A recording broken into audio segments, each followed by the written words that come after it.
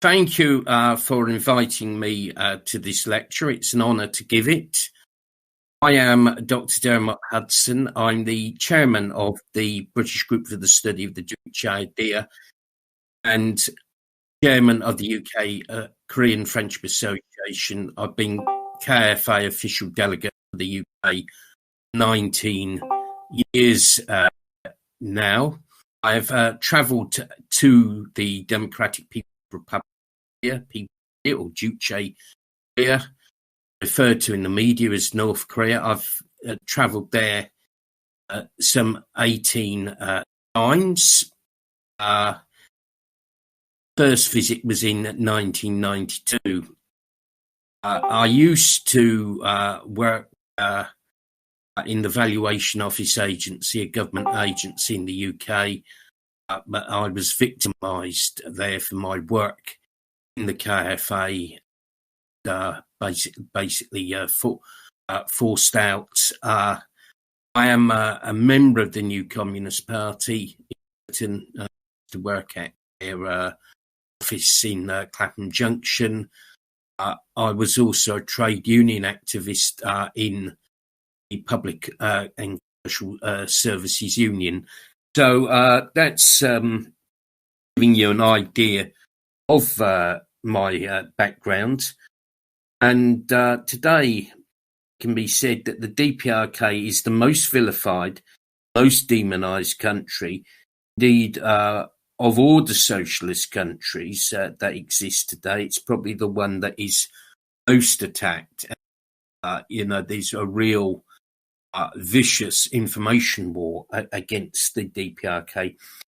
Fake left and liberals basically buy into imperialist propaganda against DPRK in quite a big way.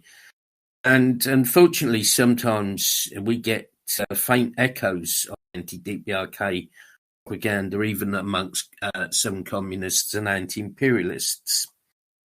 I think there's two poles of error amongst some communists, Marxist-Leninist communists.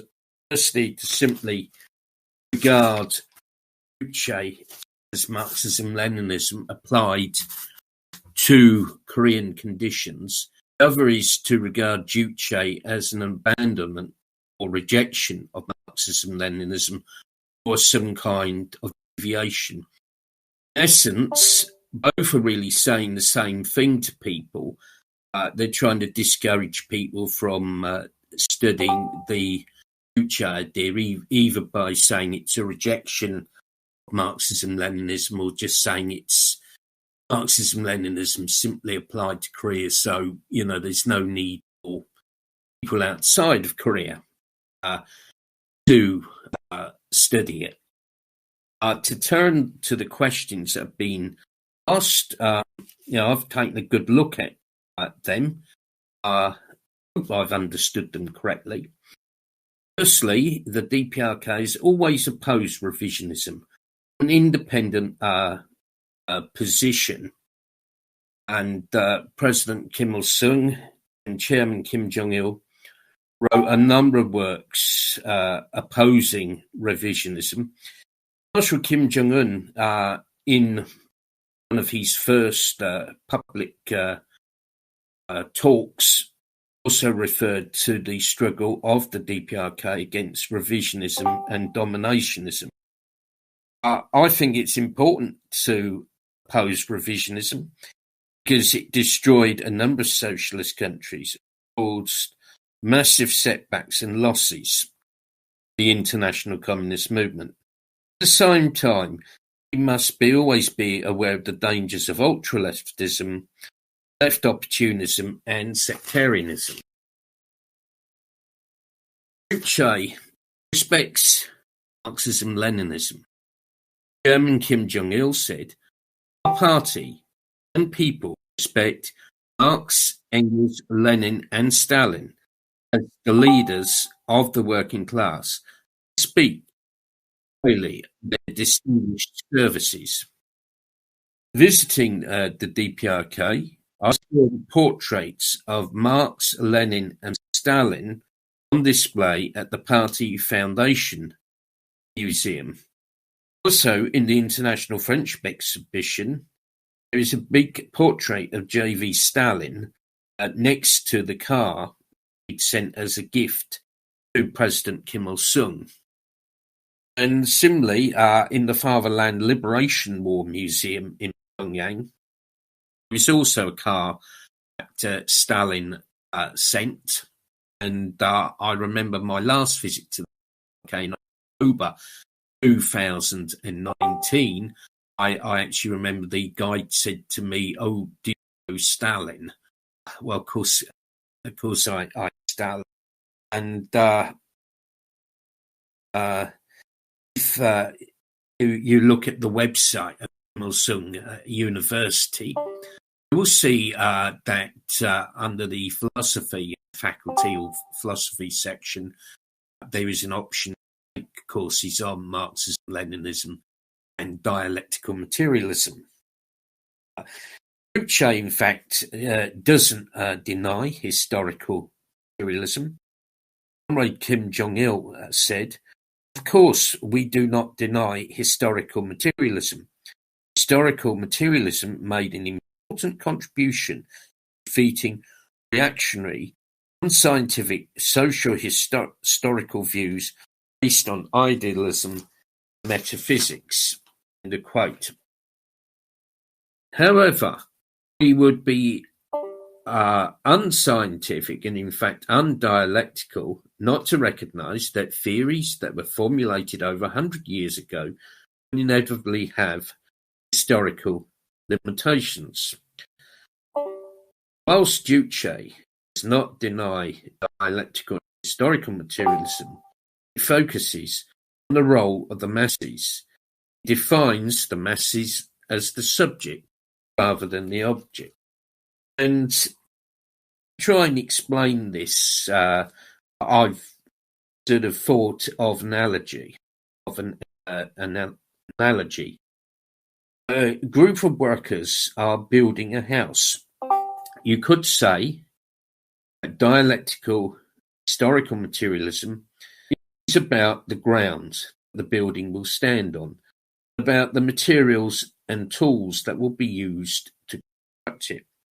Whereas Duce is focused on the workers themselves who will build the house. DPRK does stress the role of intellectuals. If you look at the symbol of the Workers' Party of Korea, you will see that there is the writing brush included along with the hammer and sickle, and the writing brush represents intellectuals. However, the DPRK has never said that intellectuals are a separate class. In fact, in 1968, President Kim Il-sung said, "As you know, intellectuals do not represent an independent social class. Therefore, they are not regarded as a class." On the question of the DPRK and China and Albania, which questions raised, the DPRK opposed modern revisionism and big power chauvinism.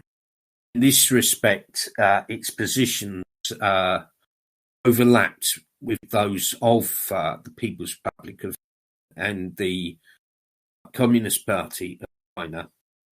However, China slid into ultra-leftism in its 1960s. In 1966, President Kim Il-sung initiated a special conference of the Workers' Party of Korea to discuss the international situation, including the split in the socialist camp and international communist movement. And he pointed out that both modern revisionism and left opportunism are very dangerous, that both should equally be opposed, because this led to some cooling of relations between the DPRK and China. However, relations with the People's Republic of China improved considerably, and there were a number of meetings between DPRK and Chinese leaders, meeting President and Chao and President and Premier Zhou Enlai. And in fact, in 1975, President Kim Il-sung met Chairman Mao for the last time. Mao told him that he should lead the international communist movement when Mao passed away. With Albania, the DPRK actually defended Albania's right to independence in the early 1960s. Chairman Kim Jong-il, who was then a student at Il-sung University, actually called on Albanian students who were studying at Kim Il-sung University on Albanian Independence Day, November. And I've been around the Revolutionary Museum of Kim Il-sung University and actually seen the picture of a young comrade Kim Jong-il with some Albanian students. And despite in later life, Hodja wrote a number of works which attacked the DPRK in just about every other socialist country. The DPRK has got in the International Friendship Exhibition a very big picture of the Hodja with President Kim Il-sung. So I think that tells you about the relationship between the two countries. And I was asked, what do I think of the successors, to China, Maoism and Hodgerism. I think, the main thing is that all communists and anti-revisionists should unite, should put aside past differences and unite. I think unity is very important. We should avoid sectarian disputes, move forward ever. On the subject of proletarian internationalism, the DPRK has made a very great contribution. In the 1930s, Korean and Chinese communists fought together against Japanese imperialism. President Kim Il-sung also put up the slogan, "Let us defend the Soviet Union," when the Soviet Union was attacked by Japanese imperialists. After Korea's liberation in 1945, as Korea was obviously liberated before China was. And in fact, President Kim Il-sung sent 250,000 troops to fight on the side of the People's Liberation Army against the KMT reactionaries. Some of the best DPRK generals, anti-Japanese Revolutionary War veterans, such as Kang Kong, were actually sent to China to fight with the People's Liberation Army. And it was said by, I think, by Mao, that one of the 5 stars in the RC flag actually represents Korean people. And not only that, President Kim Il-sung allowed the PLA to use the DPRK as a rear base, supplies for medical treatment, rest and recreation. And to give other examples, 1962, Cuba was left in the lurch by the Soviet revisionists who got frightened by Kennedy and sort of chickened out.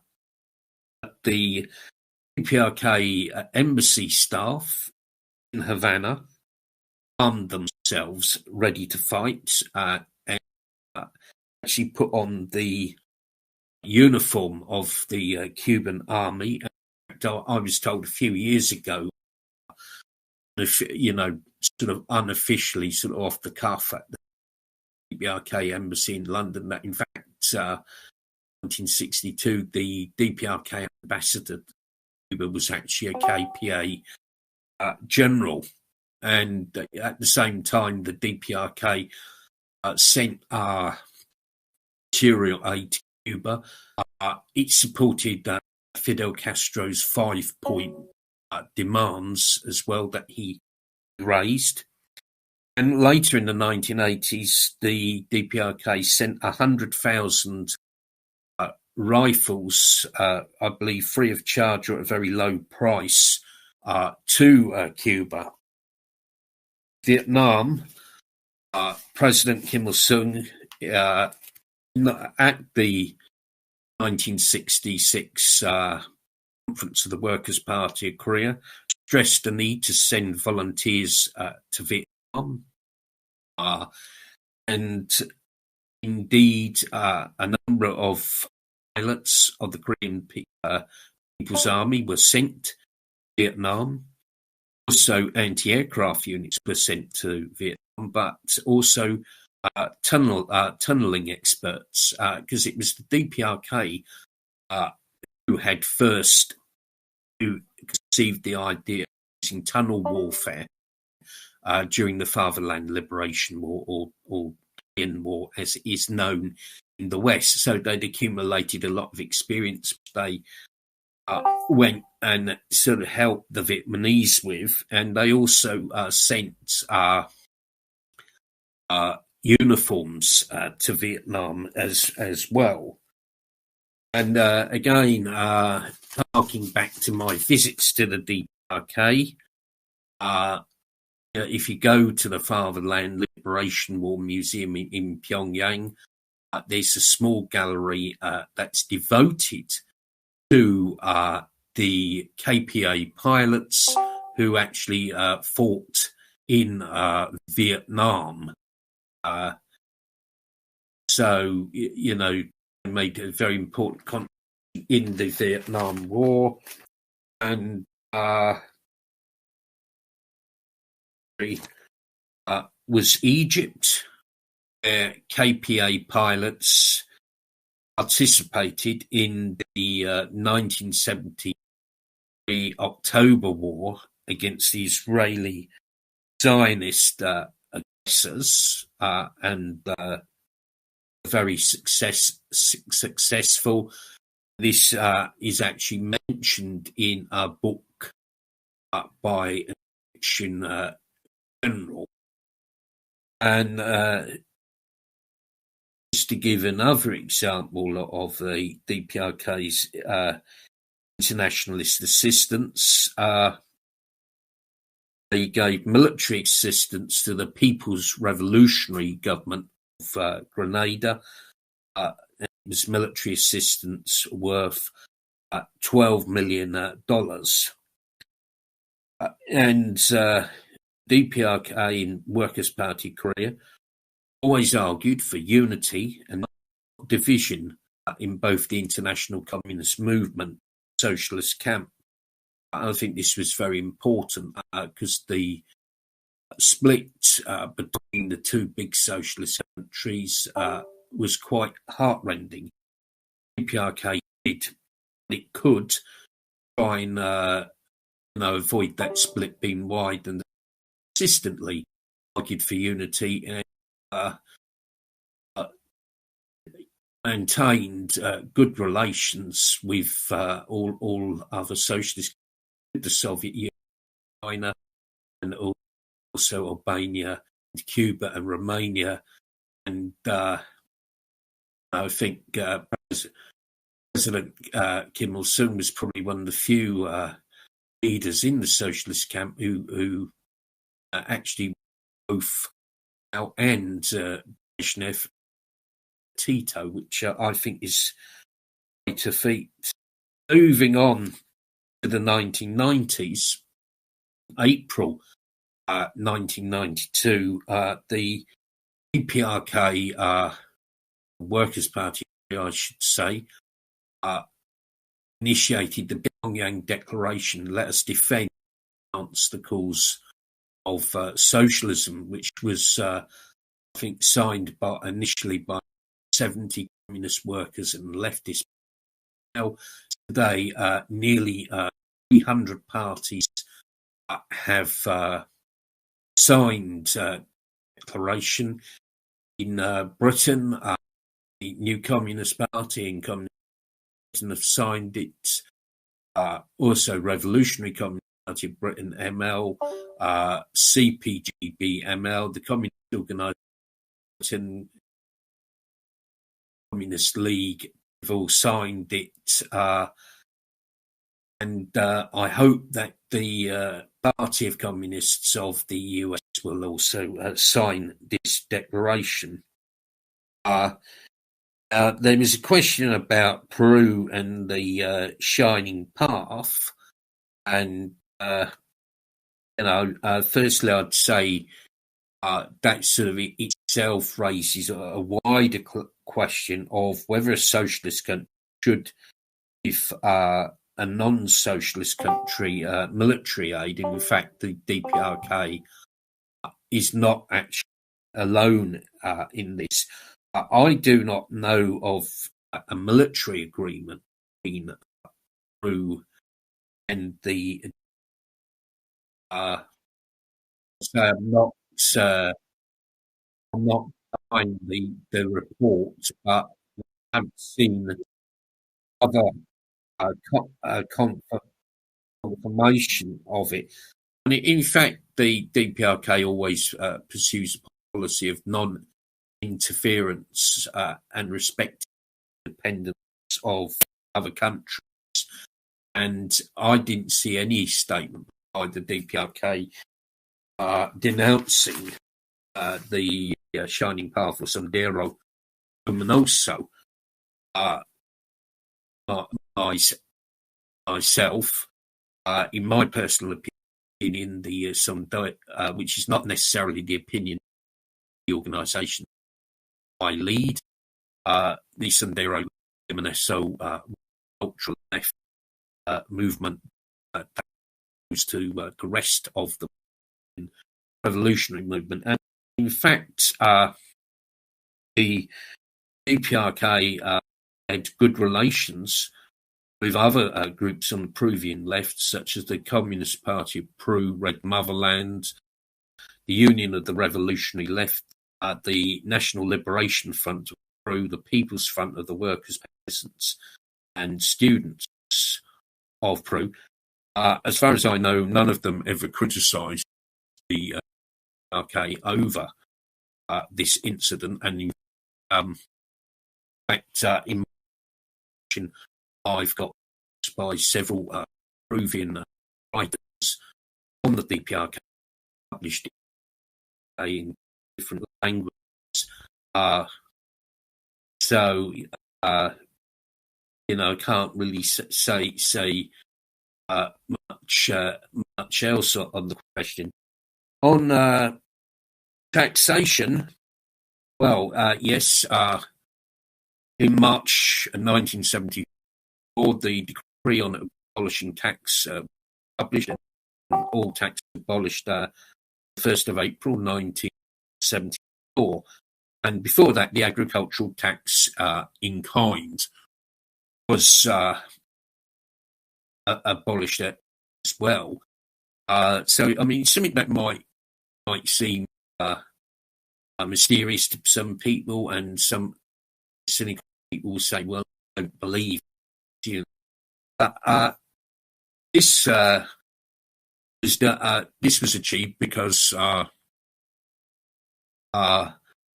actual proportion of lower and lower. Most of the national revenue was coming from the profits of state-owned industry.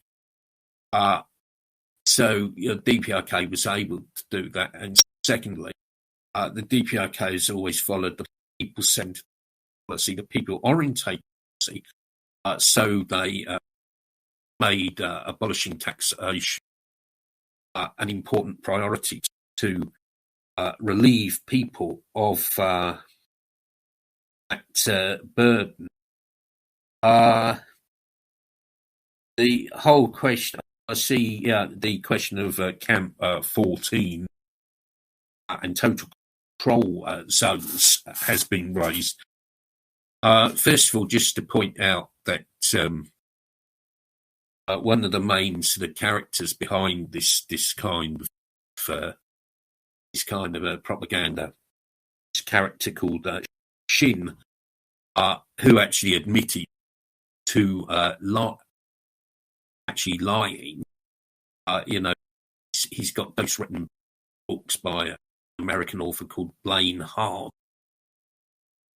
It's all a load of rubbish, but more importantly, Shin was indeed imprisoned in the DPRK because he was a convicted rapist. And one thing I think is absolutely disgraceful is the way the US and UN have paraded this character around the world, and where he's been given media platforms to attack the DPRK when he's committed a very serious offence. And this is, I think, very insulting to him and her family. Shows that so-called human rights lobby, the anti-DPRK human rights lobby, do not respect women's rights. The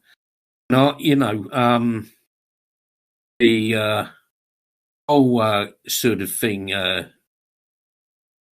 14 and total control zones. Well, I looked at this about 7 or 8 years ago.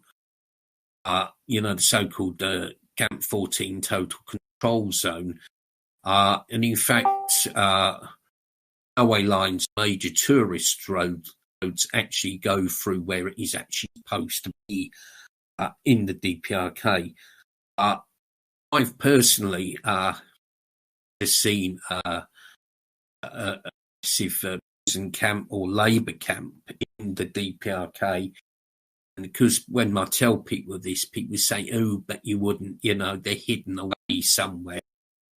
Well, the whole thing is that if these places existed, scale that is being claimed, they're sort of claiming that 100,000 are being held in these places. In fact, it would actually be not that easy to hide away. People are forgetting that the DPRK is not the size of the former Soviet Union or China or Brazil or India or the US. It's actually a country that's roughly, it's about the size of Wales plus the West Country plus the Jersey, and so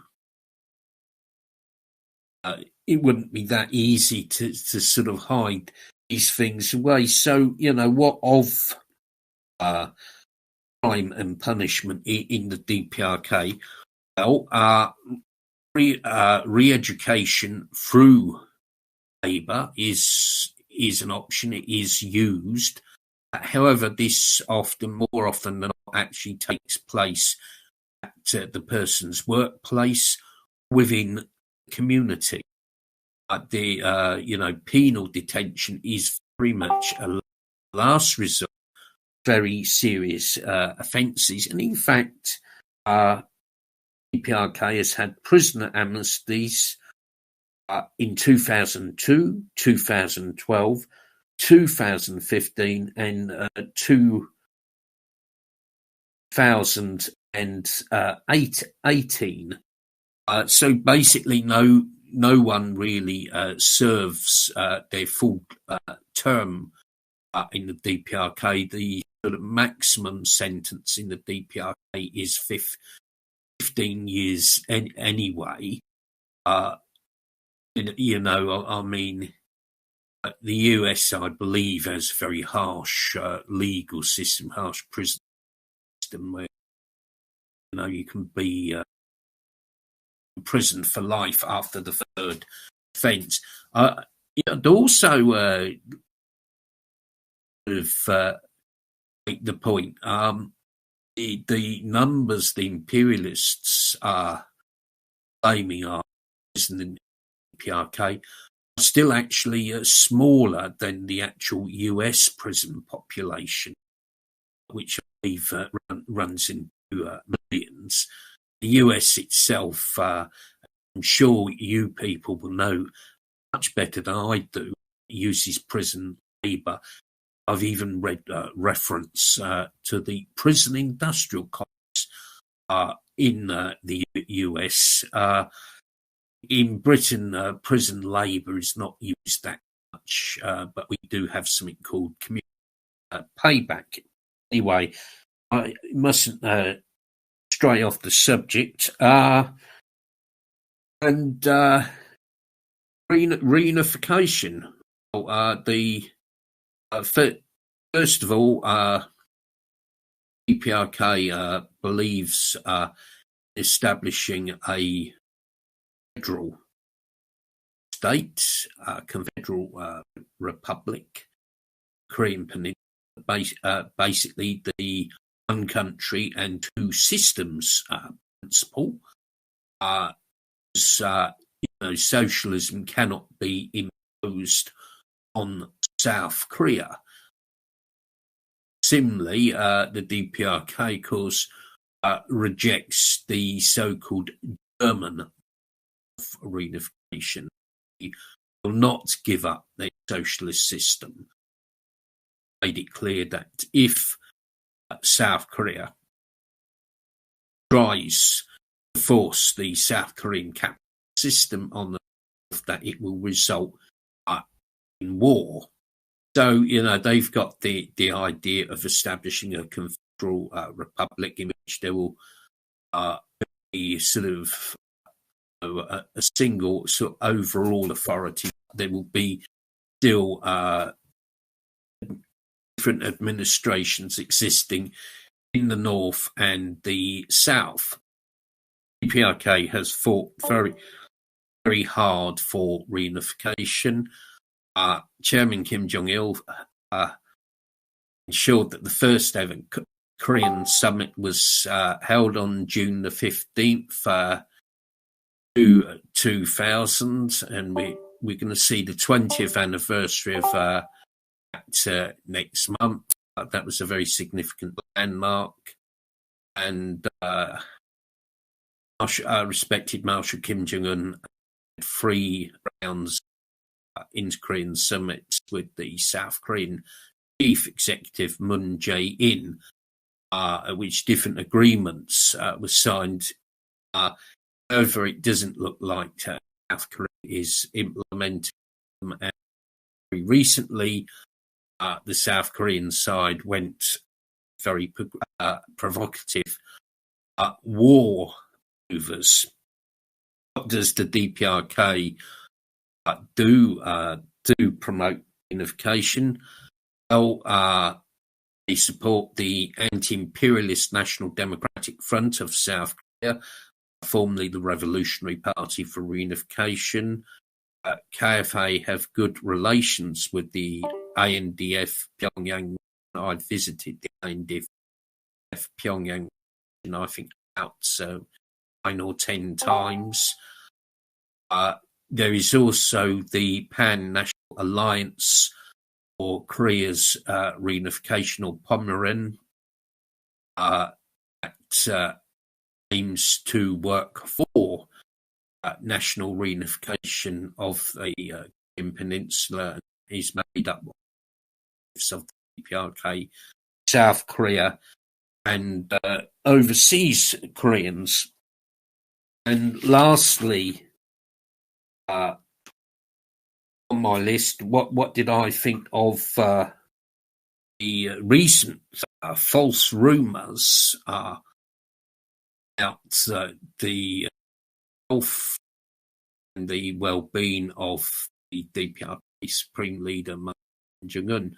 Well, firstly, I think last weekend we saw that there was a massive hole blown in the realism's demonisation of the DPRK and falsification of facts. Respected Jung opened the Sunshine phosphatic fertilizer factory, proving that he was very much alive. So I think mainstream media looked very silly indeed. And I could tell right from the start that these stories were absolutely false. Basically, they originated from, I think, Daily NK, which is a CIA-linked propaganda site in South Korea, and are be funded by the national US government for democracy. And it's also linked to the parts of the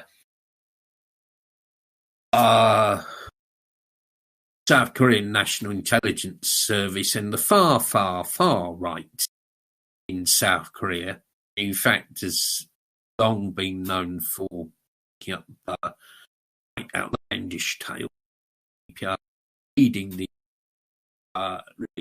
report, you could tell it was false because whoever had written it didn't understand DPRK geography or anything much. It was actually clearly written by someone outside the DPRK, and subsequently CNN and with this rubbish, and went all over the world.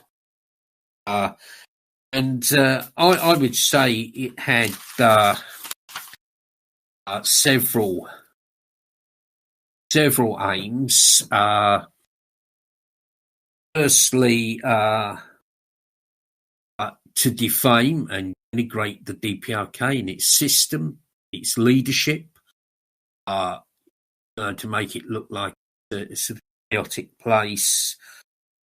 Secondly, linked to the above, destabilization attempt. It was, I'm sure, that they hoped that these reports would be carried into the DPRK by Radio Free Asia, by Voice, by South Korean propaganda net.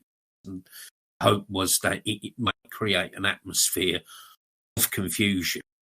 That's their aim because, again, they have very little understanding of the DPRK, so they wouldn't know how this works, how the DPRK works. And lastly, in my personal opinion, the mainstream media sort of quoted this story a lot to divert attention to the COVID-19 crisis, which is quite bad in a lot of the countries. In my own country, we've lost 31,000 people to COVID-19, higher number than actually killed by the German Air Force in the Second World War. That's how bad it is. And the response of a lot of capitalist governments to COVID-19, particularly our own here in the UK, and your